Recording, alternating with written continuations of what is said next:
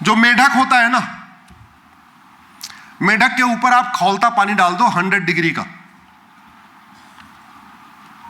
एक पतीले में मेढक को रखो और खौलता पानी डाल दो, मेढक तुरंत उठ के भाग जाएगा।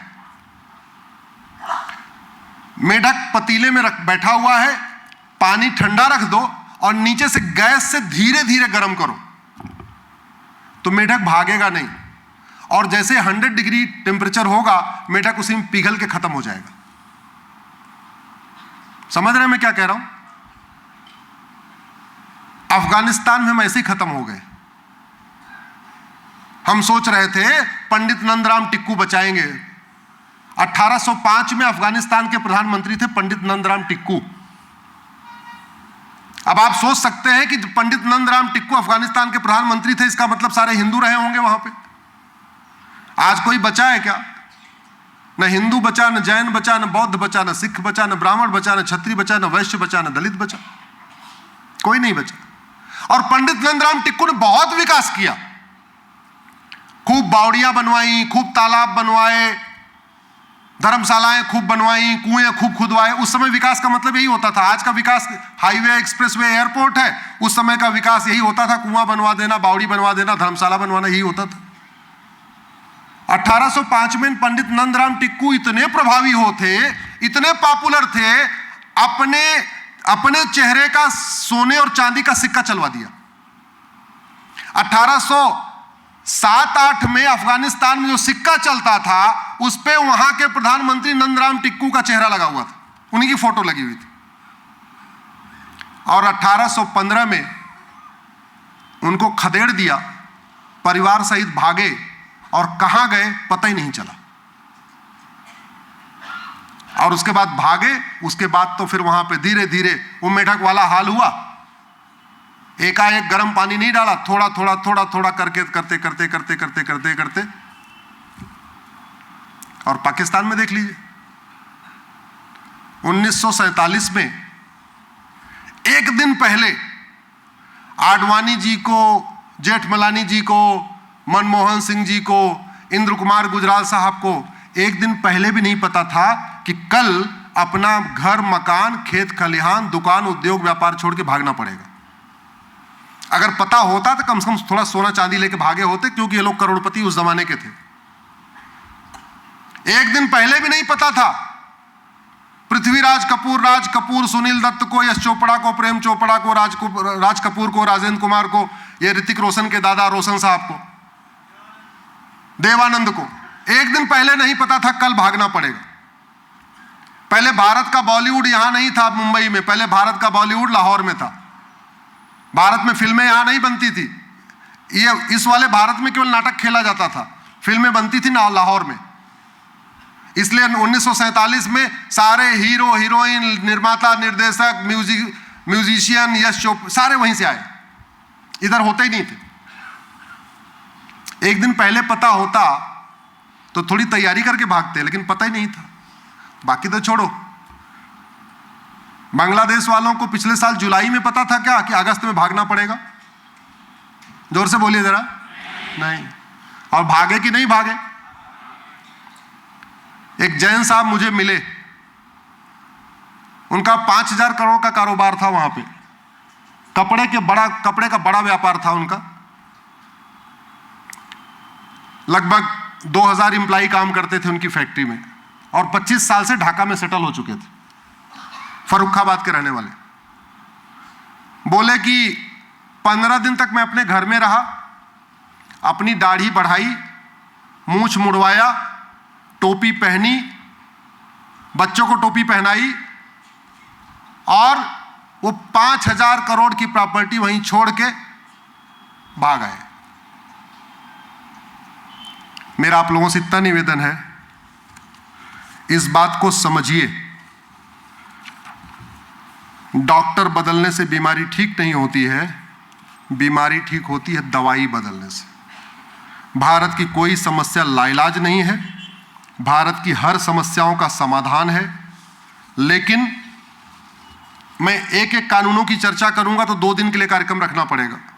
भाई साहब ने कहा था वो मठ मंदिर पे भी थोड़ा बोलिएगा, जो मठ मंदिर हमारे सरकार के कंट्रोल में है।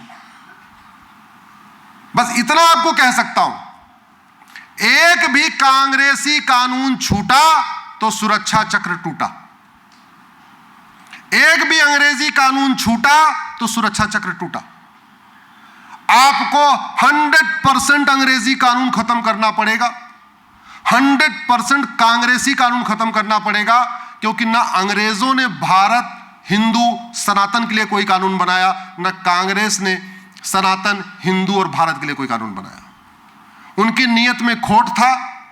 उन्होंने नाम रखा पूजा स्थल कानून, नाम से लगता है मंदिरों की रक्षा के लिए कानून बना है, और सच्चाई यह है कि वो कहता है कि अब आप मठ मंदिरों को मुक्त कराने के लिए कोर्ट नहीं जा सकते। कल उस पर सुनवाई है, कल मैं यहां से जाऊंगा, सुबह सुबह सीधे सुप्रीम कोर्ट जाऊंगा, कल उस पर बहस होनी है। कांग्रेस ने नाम बड़े बड़े अच्छे अच्छे रखे कानून, लेकिन उनका अंदर इरादा यह था कि ये गुलामी के नामों निशान चलते रहे। सनातन धीरे धीरे मेढक की तरीके धीरे धीरे खत्म होता जाए। तरीका वही है, नियम कानून बदलना पड़ेगा। आप जरा सोचिए, 4 लाख मठ मंदिर सरकार के कंट्रोल में है, एक भी मजार और एक भी दरगाह सरकार के कंट्रोल में नहीं है। चर्च भी का सरकार के, एक भी चर्च सरकार के कंट्रोल में नहीं है। 4 लाख मठ मंदिरों की 1 लाख करोड़ की प्रॉपर्टी पे सरकारों का कब्जा है,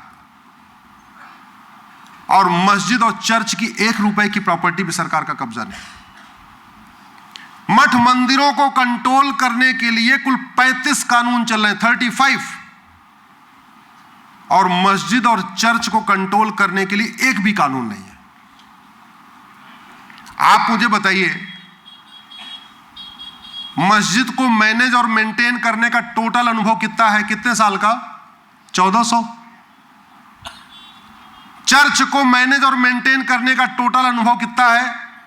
2000 साल। और मठ मंदिरों को कंट्रोल, मठ मंदिरों को चलाने का हमें कितना अनुभव है?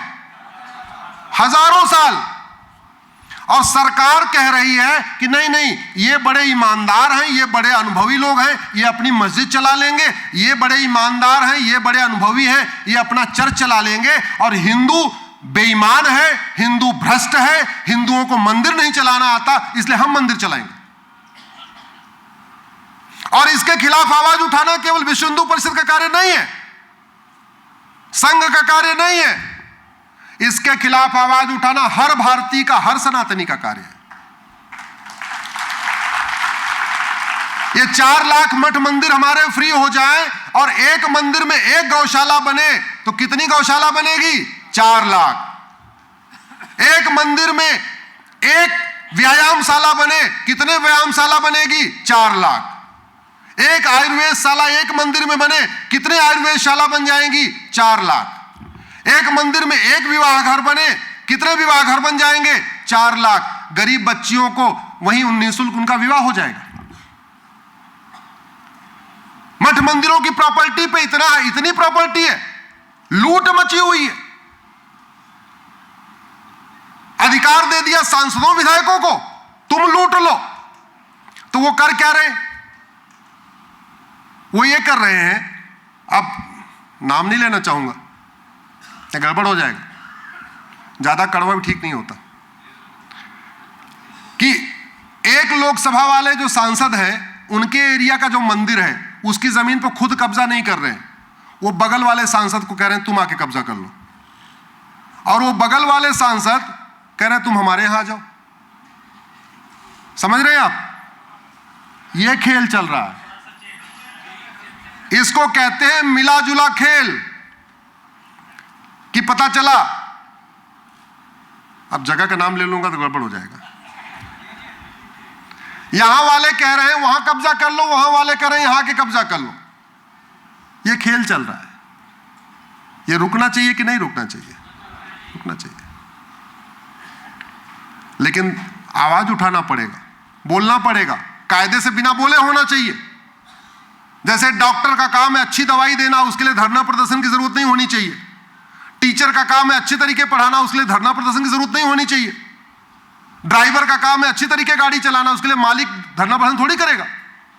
जब हम कहते हैं जनता मालिक है, तो मालिक अपने नौकर के सामने धरना प्रदर्शन क्यों करे भाई? कह रहे नहीं नहीं हम कानून तब बनाएंगे, हम तुम्हारे मठ मंदिर तब छोड़ेंगे जब तुम नाक रगड़ोगे। क्यों?